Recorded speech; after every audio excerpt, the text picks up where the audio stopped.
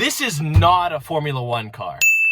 But it's closer to one than you might think. For decades, Formula One has been the pinnacle of motorsport, racing the fastest, most technologically advanced cars around the world's most famous circuits. But how has F1 remained at the peak of motorsport innovation, and which of these innovations have trickled their way down into our everyday road cars? I just did a bunch of research, so let's find out. Sitting below the screaming sounds and the heart-racing excitement of a Grand Prix is the culture and the environment with all the ingredients for F1's secret sauce to innovation. So what are all of the components that keep F1 on the cutting edge? The first, of course, is competition. To be competitive in F1, you don't just need a capable driver. You also need the best car. And if you are lucky enough to develop the best car, well, your work's not done yet because you've got 9 teams behind you doing everything they can possibly think of, testing out radical new parts and designs every single race weekend. Long story short, there's a lot of experimentation and new concepts being created, especially from the slower teams at the back who have little to lose. Then there's the regulations. No cars on Earth are more regulated and must adhere to more technological and design requirements than F1 cars. And these rules are ever changing, so teams are constantly having to re-engineer new parts to fit these unique requirements. Maximizing performance with such a strict set of rules leads teams to come up with some pretty creative solutions and new technology. These rule changes can be further divided into several year-long eras that see drastically different engine and design changes. Basically, every 8 to 10 years, the entire car needs to be redesigned from the ground up. What's more is a culture of trial and error and a willingness to fail. In F1, new ideas are plentiful. Some work, some don't. With such a high acceptance of failure, teams are much more likely to try new things and take bigger risks. Again, there's this general understanding that not everything is gonna work. Just ask Ferrari.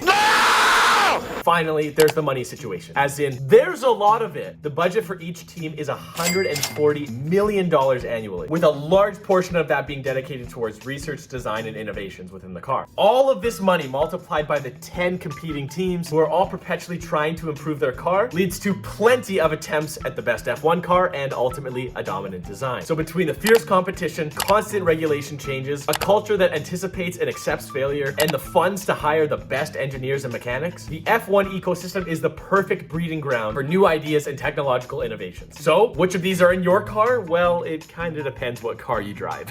Number 1, carbon fiber. McLaren Racing was the first to employ a fully carbon fiber race car body, which made its debut in the 1981 Argentine Grand Prix. The incredibly strong and lightweight material proved to be the correct decision, with every F1 car being almost entirely made out of carbon fiber, and the material being now the gold standard for performance vehicles, and as a result, it's making its way into more and more road cars. Next up, semi-automatic gearboxes, or as you may know them, paddle shifters. One of the largest changes for F1 drivers ever. This change not only allowed drivers to change gears faster and thus produce faster lap times, it's ultimately way safer. Drivers don't need to take their hands off the steering wheel. Now, paddle shifters are significantly more common than traditional manual gearboxes. My mom's 2015 Honda Pilot even had them for some reason. Next up, the kinetic energy recovery system, or KERS. Before switching to hybrid powertrains in 2014, F1 teams looked for ways to maximize their output and performance from this new electric battery. The technology began production back in 1998 and saw its first appearance in F1 in 2009 when 4 out of the 10 teams decided to give it a try. With KERS,